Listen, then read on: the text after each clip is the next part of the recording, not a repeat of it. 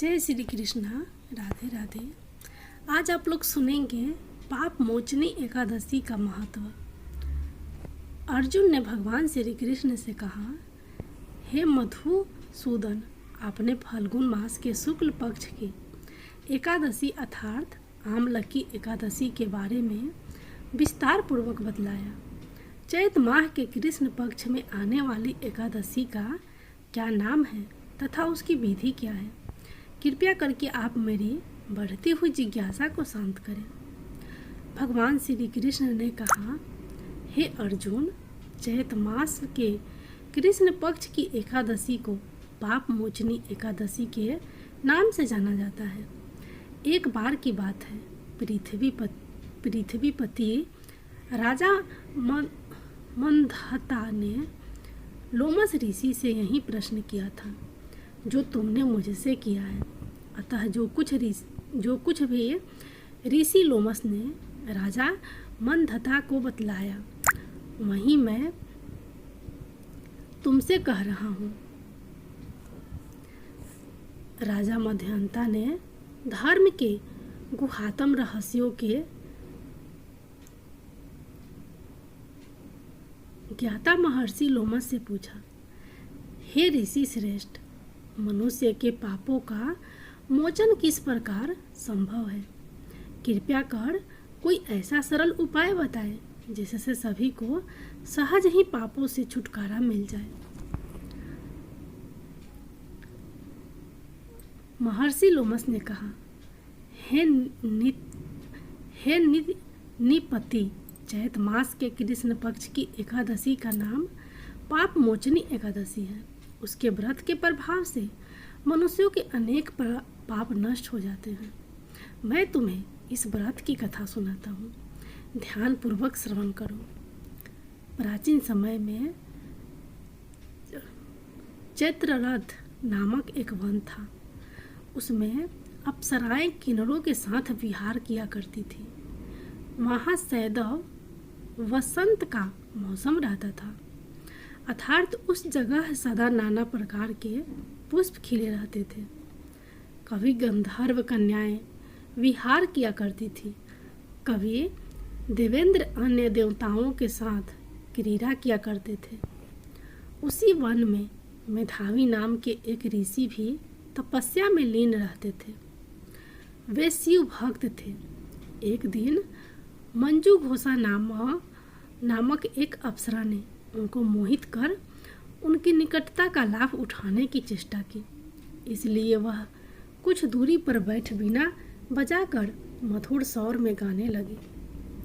उसी समय शिव भक्त महर्षि मेधावी को कामदेव भी जीतने का प्रयास करने लगे।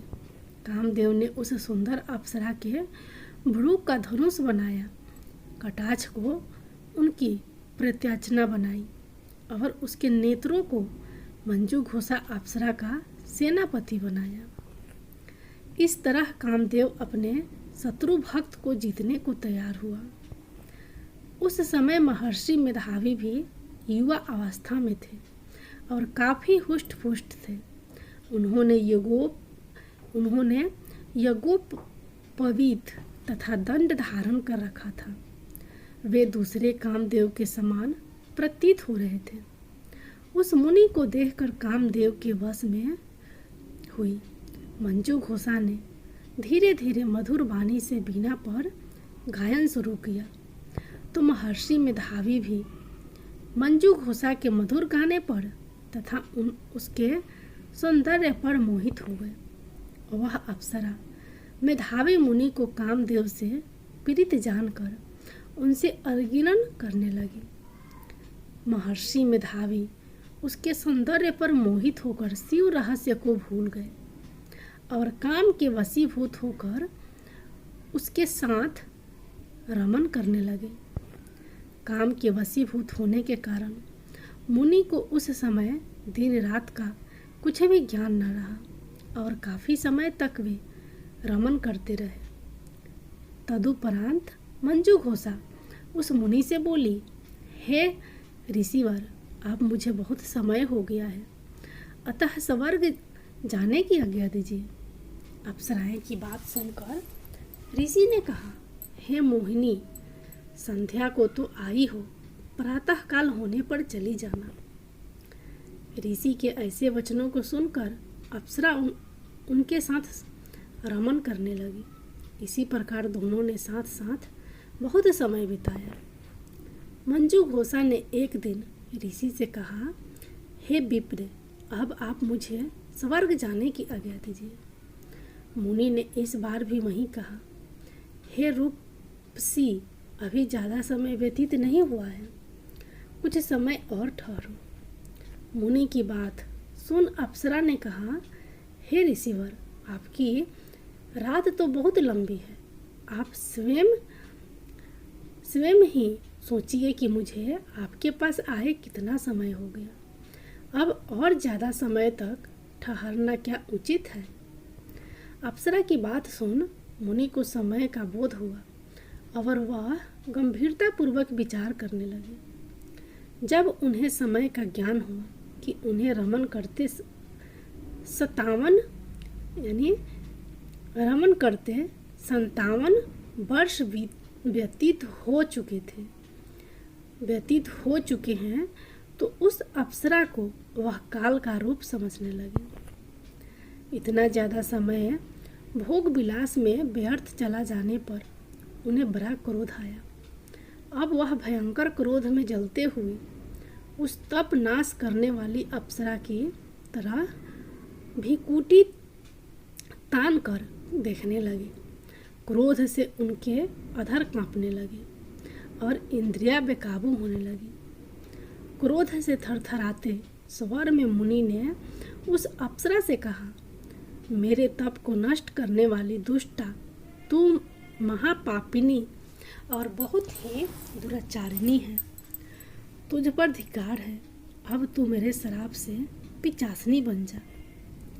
मुनि के क्रोध युक्त श्राप से वह अप्सरा पिचासनी बन गई।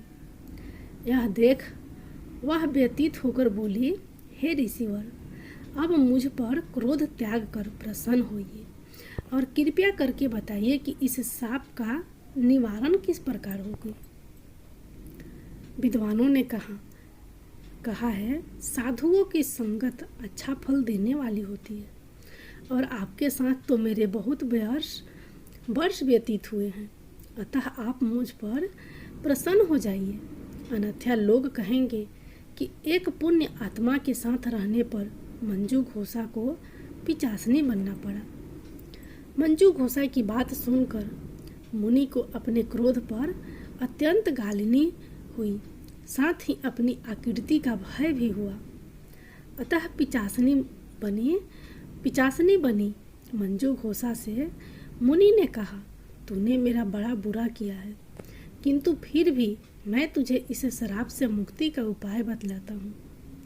चैत मास के कृष्ण पक्ष की जो एकादशी है, उसका नाम पाप मोचनी है। उस एकादशी का उपवास करने से तेरी पिचासनी की देह से मुक्ति हो जाएगी। ऐसा कहकर मुनि ने उसको व्रत का सह विधान समझा दिया। फिर अपने पापों का प्रायश्चित करने के लिए वे अपने पिता चैमन ऋषि के पास गए। चैमन ऋषि ने अपने पुत्र मेधावी को देखकर कहा, हे पुत्र, ऐसा क्या किया है तूने कि तेरे सभी तप नष्ट हो गए हैं, जिससे तुम्हारा समस्त तेज मलिन हो गया है।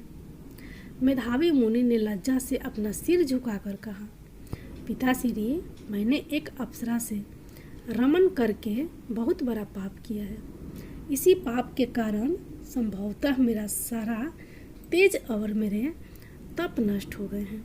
कृपया करके आप इस पाप से छूटने का उपाय बताइए। ऋषि ने कहा, हे पुत्र, तुम चैत माह के कृष्ण पक्ष की पाप मोचनी एकादशी का विधि तथा भक्ति पूर्वक उपवास करो, इससे तुम्हारे सभी पाप नष्ट हो जाएंगे। अपने पिता चैमन ऋषि के वचनों को सुनकर मेधावी मुनि ने पाप मोचनी एकादशी का विधि पूर्वक व्रत किया। उसके प्रभाव से उनके सभी पाप नष्ट हो गए। मंजू घोषा अप्सरा भी पाप मोचनी एकादशी का उपवास करने से पिचासनी की देह से छूट गई और पुनः अपना सुंदर रूप धारण कर स्वर्ग लोक चली गई। जय एकादशी माता। लोमस मुनि ने कहा, हे राजन, इस पाप मोचनी एकादशी के प्रभाव से समस्त पाप नष्ट हो जाते हैं। इस एकादशी की कथा के श्रवण व पठन से 1000 गोदान करने का फल प्राप्त होता है।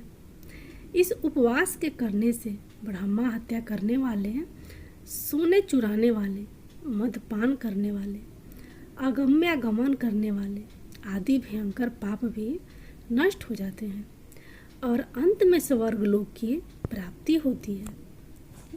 जय एकादशी माता।